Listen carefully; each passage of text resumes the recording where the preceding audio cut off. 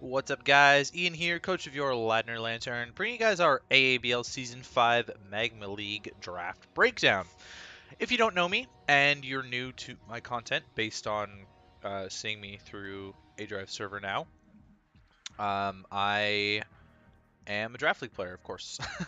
I've got a lot of comfort. There's a lot of other content on my channel that you guys can check out. There's tons and tons of leagues that I've uploaded over the past year and a half after starting the format here. Please be warned, not all of that content is PG rated. I do swear a little bit in certain other videos, so just be warned about that. I'm just gonna break down my team like I normally would, just in a standard sort of format. We'll go pick by pick. I'll explain what happened, any snipes that might have happened, and sort of where my plan was going from there. So I got into aABL Season 5 after winning a Shiny Honey competition back in 2017. I believe it was September 2017. I won that, and I used my guaranteed entry this time because it was randomized again. Not as populated with our friends as it was last season, where Jay, Cade, Jed, Dom, Austin... Cade wasn't in, actually. Austin was in Cade's spot. They were all in there with me. And then this time, we've Cade, Jed, Cade and Jay. No Jed, and neither of them, no one else is in our division that I am, like, super duper close with. But there are a few people we do know. Spanik, who I have played twice on this channel, is in our league. Zach, whose league I am joining very shortly, the World Weather Cup. He's in this league. Zombie, who we've played a couple times in the past but hasn't been uploaded, is in this league. Who else? Shuckle King, who was in NPL Majors with us, is in this league. No one else. Aaron, who's also part of NCL, and we'll be playing him later on in that season. I think that's about it, actually, of notable names. But yeah, let's sort of get into things here. So I believe it was 9th pick, which kind of sucks. Most of the stuff that I really wanted was gone by the time it got to me. So I just went with a really comfort pick, and I ended up taking Zapdos. Zapdos is one of my most frequented mons in the format. I just love this thing so much for the versatility that it has defensively and offensively. I think it's an absolute steal in any draft that I can get it, just because it fills a lot of holes on my team. And there's sort of a meme in the NCL about best Gloomon with Zapdos, but it really does fill that void, right? It holds a team together in everything that it can do. You know, reliable wall with recovery. It's a decent offensive threat. It's a setup sweeper with agility potentially. It's a hazard remover with T-Fog. It's potentially a physical sweeper with Jolpeck and Curse and whatnot. So there are a few, it's a paralysis machine, which is the original reason why I took Zapdos way back in D&D, was because it was a paralysis machine. And it's just taken on a life of its own in terms of discharge static paralysis in how I use it. It's taken on a name of its own, the Ian Special, and I'm just a huge fan of Zapdos. I wasn't gonna pass this up and try and take it round 2 because I figured it was probably gonna be gone by the time it got back to me. Honestly, I put a much higher priority on Zapdos than I do on anything else. And for those of you who are brand new and who are here because I'm posting this in Dan's server, well, Dan sort of has the same thing with Victini. In that he places a much higher value on it than other things because of the comfort value. I generally have the same thing with Mimikyu, but I decided I wanted to avoid Mimikyu in this draft and sort of draft a couple things that I've never used before and keep a couple things that I have used before. The majority of this draft I have used before, and the majority of it I've used on this channel before, but there are a few new things. So round 2 is coming by. And there wasn't anything I desperately wanted, but I knew I wanted a good steal. A good defensive steal. Doesn't necessarily pair all that well with Zapdos, especially this one because it's not an ice resist either, but a defensive steal is really solid just because I wanted a way to wall fairies in general later down the line. And defensive steals are kind of the best way to do that. It also pairs a little bit nicely with Zapdos. Most defensive steals do because of the ground immunity with Zapdos. And defensive steals are really good at taking the rock hits that Zapdos doesn't want to take. So there's still a little bit of defensive synergy, but it's not entirely there. So I ended up grabbing Ferrothorn, and I've actually paired Zapdos and Ferrothorn together. I've done this in the past, where I've paired Zapdos and Ferrothorn together, way back in D&D as well. What I like about Ferrothorn is that it's nice hazard support for the Zapdos. In that league, I used them both very defensively pretty much every single week, but it ended up being a really solid defensive core. Ferrothorn wears down a lot of teams really easily, and Zapdos just gets a lot of really good chip damage off on things. Ferrothorn's super nice to switch into the Toxics that Zapdos seems to just attract like a magnet. And so I thought that was all positive and all very good. So I ended up grabbing the Ferrothorn. Definitely don't regret this. I did get sniped a pick after, so I was going to take my Bulky Water round 3, and I am going to take my Bulky Water round 3, I think, anyways. No, I'm not actually. I'm going to wait on it. But, no. Or am I? I might take it. I can't remember anymore.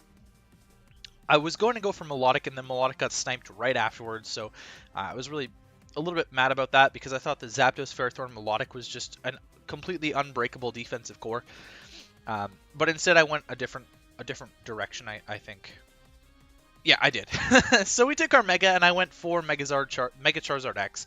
I've never actually used Mega Charizard X before, so this will be the first time I'm using it. I know generally what it can do from playing against it so many times and just prepping against it so many times. I'm fairly informed of what a Mega Charizard X can provide to a team. I think it's going to be a really solid bring. Kind of just like breaks through everything that Zapdos can't, and Zapdos breaks through everything that Charizard can't, aka Bulky Waters, which Charizard really struggles with. So having Zapdos on the team sets me up in a position where I don't need to run Thunder Punch, which basically makes Mega Charizard X all that much better. If I only have to rely on like Earthquake plus Flare Blitz with the Dragon Dance set, then I can always tech on Roost, which is amazing because it gives me so much more longevity on the Zard. I love that so much. Again, Ferrothorn takes the Toxics. Ferrothorn and Zapdos both beat the Waters. Ferrothorn provides the hazard support for Zard. Zapdos provides the hazard removal support for Zard. So it's kind of a nice triangle of synergy here going on with them. Ferrothorn's obviously a defensive monster. Zard can do it as well, but Zard doesn't really appreciate fairy hits later on. Strong fairy hits, like strong fairies against neutral mons, just kind of obliterate them. And Zard doesn't have the best SPDF in the world, compared to the FizzDef. So just Moonblast spam is really threatening. And it's nice to have a resist for that. So next round I did end up grabbing my Bulky Water, I believe. Yeah, so we grabbed Slowking. I've used Slowking very briefly in PTL Season 1, and then I ended up dropping it for, I believe, Empoleon, which ended up working out a little bit better. But I like the Regenerator aspect of Slowking. I like having a defensive Psychic on a lot of teams as well. Functions as sort of a SPDF wall to Ferrothorn's FizzDef wall. I was sort of trying to go for that back in D&D with Aloe Pharaoh, but Aloe was able to pass wishes into Pharaoh, of course. You know, Slowking's kind of a nice middle ground play. You might see it in my current NCL season right now, where Amoonguss is kind of a nice middle ground pivot all the time. And I think Slowking's going to turn into that nice middle ground pivot. I didn't really have a better option to take at this point. This was kind of the only Bulky Water left, if I'm being honest. Everything kind of just went. And that's kind of a weakness of a 48-person draft, in a sense, right? So this wasn't actually 48 people. It was 16 in 16 times 3, each in their own leagues. But having 48 people in a general chat leads to people talking, and some people just don't shut up. And so I lost out on Mega Lopunny right off the bat. In part, I think, because people in the other two leagues were talking, oh, Mega Lopunny's gone already. And I was like, shut up, please just stop talking. Stop talking, please. People just tend to want to talk about their drafts, and I get that, but it's extremely frustrating when you get sniped because of that sort of stuff. And it happened a lot last year to me. It's going to happen a lot more this year to me as we go through this, as we go through the rest of the draft. For those of you who don't know, you haven't seen a Z Crystal pop up yet, but there will be Z Crystals popping up soon. We had to designate 3 Z users. One had to be from tier 5, and the other 2 could be from any tier. What else? Oh, it's 12 regular tier draft, but 12 mons were designated 2 standard tier 3s and 2 standard tier 4s as well, which is a little bit more than I'm used to. I personally am a big fan of the 11 mon maximum, just because I think the 12 is a little bit too much to prep for. I did suggest that last time, but it was not changed. Just because I think the 12 is a little bit too much to prep for, and it also, with the amount of weeks, we only play 10 weeks, it sort of doesn't help people get comfortable with their team. 12 Pokemon with 10 weeks, you can only bring 6 each time, right? So you're leaving half your team on the bench all the time.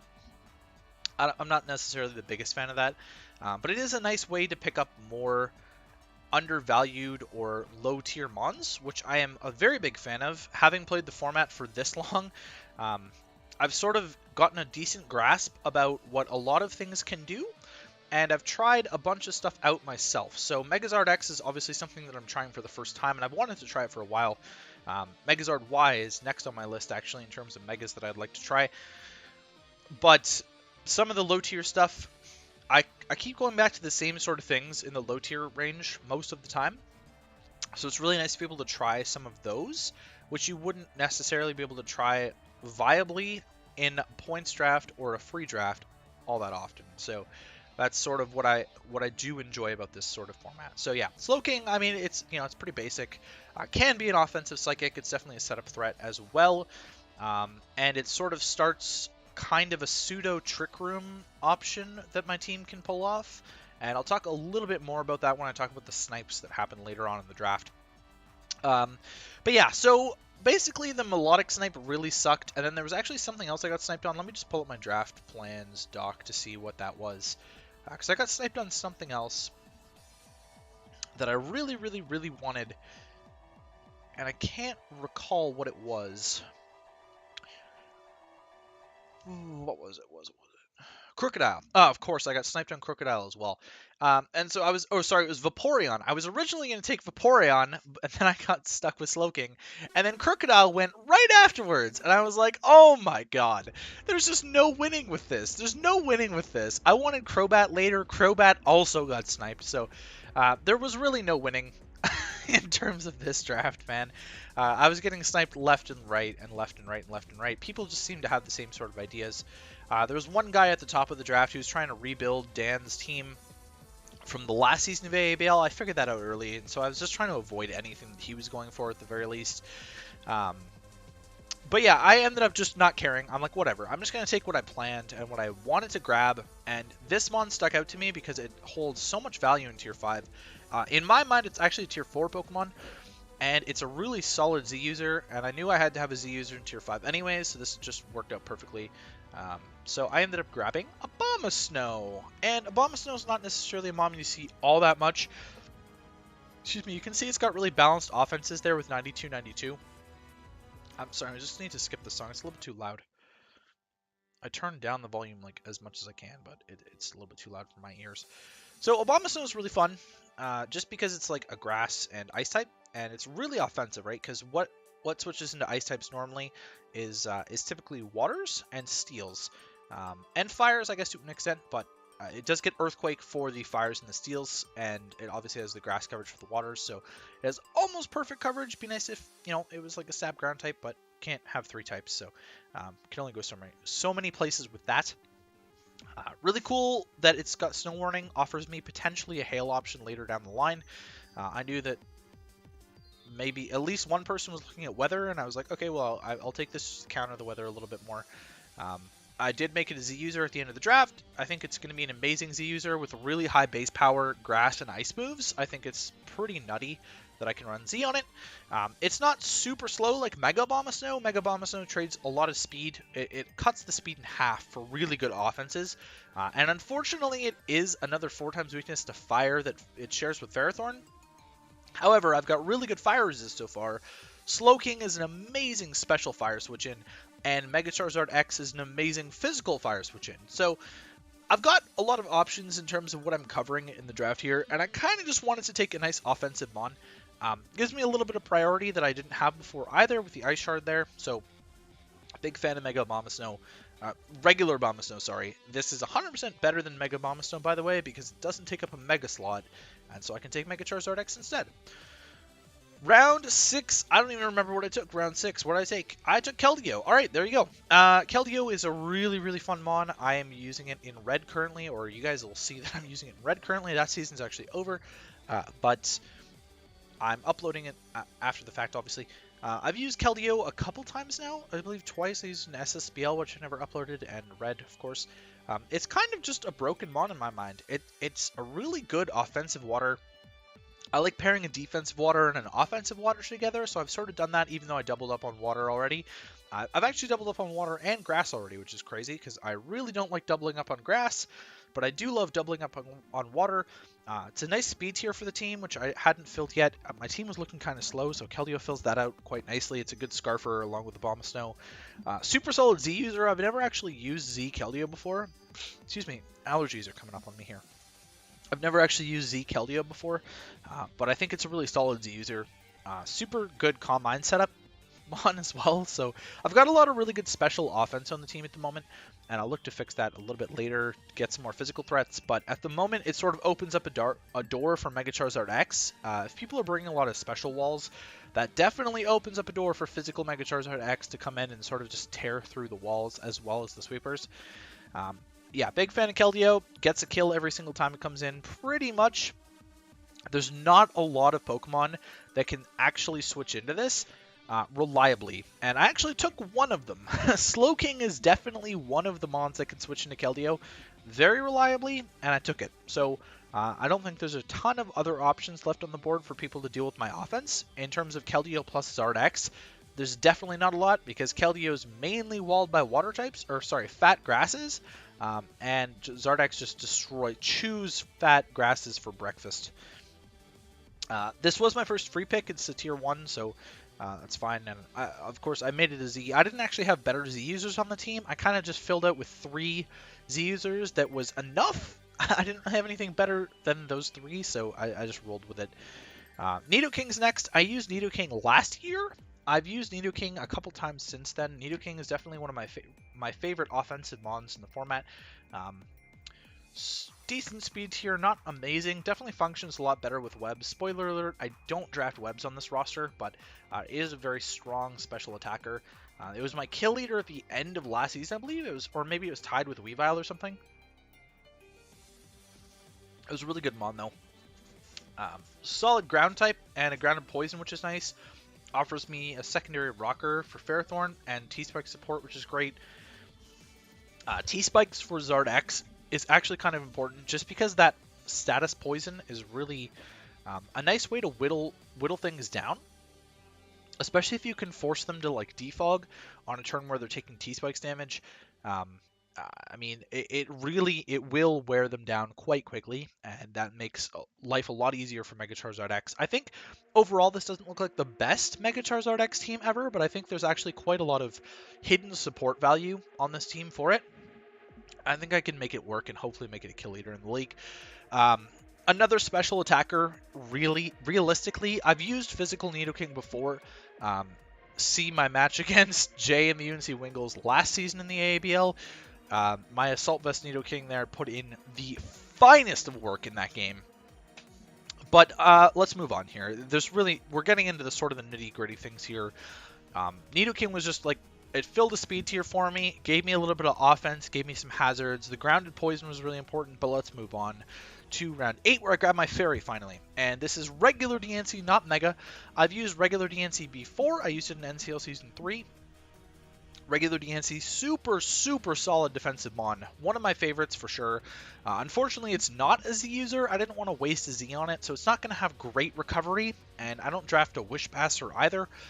So it's kind of going to be passive. In a sense, definitely is a primary rocker along with the Ferrothorn, which is really nice.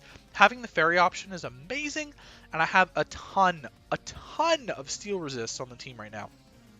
Keldeo, Megazard X, Slowking, Ferrothorn, Zapdos.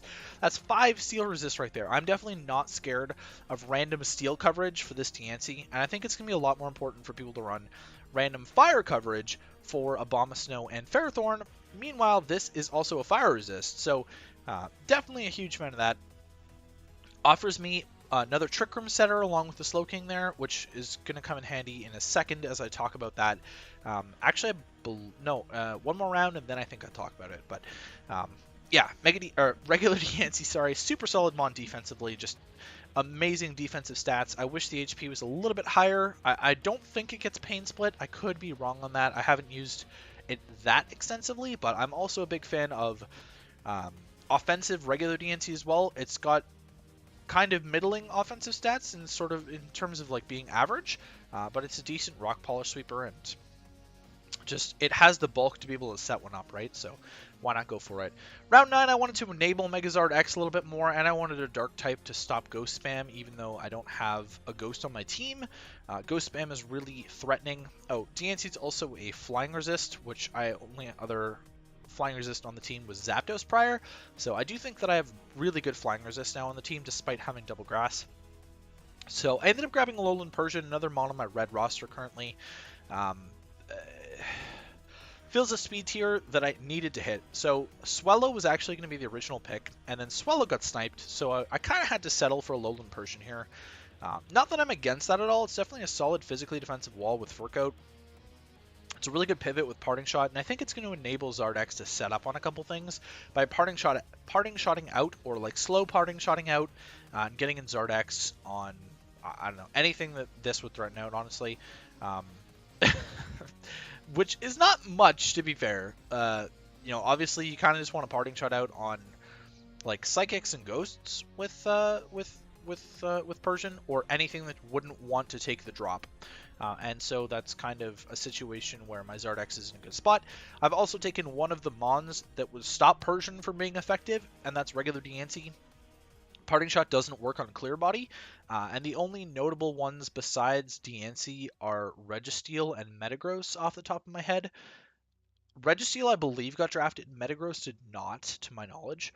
So there's definitely a lot of room for me to play around with Parting Shot shenanigans here. Yeah, it's an enabler. It's a fast taunt user, which is also really solid. Prevent my opponents from getting up hazards against me. You know, I can only bring 6 of these each week, so it's not going to come every week, I don't think, but it's a really good utility mon, which I like the aspect of. It stops Psychics from sort of being able to deal with my team. You know, I obviously had Nidoking and Diggersby, or sorry, not Diggersby. Diggersby is actually going to be next, and I'll talk about the snipes while we're on the Diggersby slide, but Nidoking and Keldeo. So I did grab Diggersby round 10. This was not the intended mon, but I also had it on my NCL Season 3 roster. I did make it a Z user at the end of the day as well. On that roster, it had Megalodios. To enable it, people would bring special walls for Megalodios, and Diggersby would kind of just tear them apart because they didn't bring enough physical walls to deal with it. And I'm hoping that it's sort of the same idea, but maybe the opposite way, right? So a lot of my team right now is heavily special-based. Keldeo, Diancie, Nidoking, Slowking, Zapdos, Abomasnow, for the most part, is special-based as well. So, you know, Diggersby, it sort of opens up a hole for Diggersby and Mega Charizard X. I realistically picked this as just an amazing Scarfer in the speed tier that it was at. I wanted to go for a tier 2 here as I was down to my final free picks. And I wanted Buzzwole, but Buzzwole got taken completely randomly, like 6 picks before me. And then I changed my mind, and I wanted to grab... Or, sorry, part of my plan was like Buzzwole, Vikavolt, because I thought I had a really good Trick Room aspect to the team. Buzzwole fit the same sort of Scarf speed tier as Diggersby, gave me a nice physically defensive wall. I'm a gigantic fan of using Buzzwole. I think it's just an amazing Pokemon. And then Vikavolt got taken as well. And I was like, okay, really? And then I wanted Exploud, and Exploud got taken from me. And I was like, really? What is happening right now? So the Trick Room aspect sort of went down the drain a little bit once Vikavolt was gone. I thought Vikavolt would have put a solid dent in this into anything that I was playing against. I think Vikavolt and Megazard X have a lot of synergy. You know, Megazard X obviously doesn't want to deal with the bulky waters. Vikavolt's a much better at breaking them than Zapdos is, because it's got a stupid special attack stat. And I liked the Trick Room aspect of the team, but I sort of scrapped that plan after the Vikavolt got sniped, and I went with Diggersby anyways, so there was no turning back from that. The Buzzwole snipe really hurt, though. I needed the normal at some point, but I wasn't a huge fan of the secondary ground typing. My ice resists are kind of meh at the moment. It's like Keldeo, Slowking are my ice resists, and Yeah, that's it, actually. That's it. And I'm actually going to get a little bit more weak to Ice afterwards. So Ice is definitely a very threatening type against me. Oh, excuse me. I feel sick, but I'm not. Normal spam is just broken. Diggersby is an amazing setup Pokemon as well. And I think running Z Diggersby is just kind of a really unique aspect that it can do. You don't always need Life Orb, and Z sort of secures a couple kills, paired with the huge power there, of course.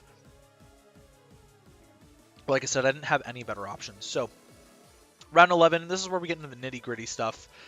What else did I get sniped on? I feel like I got sniped on something else. I think a Selgar went at some point. But that was pretty much it. So, I needed a Tier 4 and Tier 5. This Pokemon I thought was really high value in Tier 5. I don't actually think it's a Tier 5 Pokemon at all, so I grabbed Gourgeist. Very unique Pokemon in the sense that it can hit a bunch of different speed tiers, a bunch of different bulk, all at the same time. Really threatening in prep, because if you can't break it, you can't beat it. Solid way to scout out items with Frisk as well. I think it's going to be a really solid utility mod on the team. Just like Alolan Persian sort of functions as. Got me a Ghost type, which was like, but at the same time, super solid. You guys probably noticed that this is the third Grass type on the team, and I don't think I've ever tripled up on Grass type before. It's kind of a weird type to triple up on. Again, my Fire Resists are kind of there, though. And we'll notice with the last pick, I grabbed another Fire Resist at the end. It's a Fire and an Ice Resist at the end here with the last pick, but I just really like the idea of Gourgeist, and Jed sort of convinced me to take it, so yeah, shoutouts to Jed, because he loves his Pokemon so much. Yeah, utility Grass types, you know, I've got the Ferrothorn, I've got the Gourgeist, and then I got an offensive one in the Abomasnow there. Offers a little bit of priority as well in terms of Shadow Seeking, but not really all that much more to talk about Gourgeist. It was a really solid ground resist, which otherwise I had Abomasnow for and like Zapdos flying. So I definitely did want a ground resist, and I'm going to pick up another ground resist here last with the Gliscopod. I'm fairly comfortable with the Gliscopod. I've used Gliscopod reasonably extensively. It's definitely undervalued for what people think of it.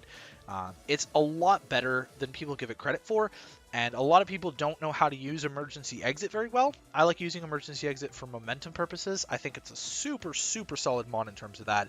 I wanted to add more priority to the team just to be able to pick off those faster things, and Gliscopod gives me 3 different priority options. Also gives me a Spiker. Diggersby technically is a Spiker as well, but it doesn't really like to run spikes all that much, so having Gliscopod on the team offers me another spikes option with Ferrothorn, and I think spikes are like kind of the mainstream hazard these days, so having 3 different Spikers on the team is super solid for me. Not much other than that besides filling bug type. So I actually filled all of the types in this draft, and that's pretty much all there was to it. So that is the entire draft. I have no more to talk about Gliscopod. It's a super solid physical attacker, amazing defensive wall. It's a great Earthquake switch in, amazing Assault Vest user, really strong Choice Band Mon. Same with Diggersby. Both of those are just amazing Choice Band users. So there's a lot of different options for this draft to go, and I like how it's going. So let me know your thoughts, and I will catch you guys for week 1.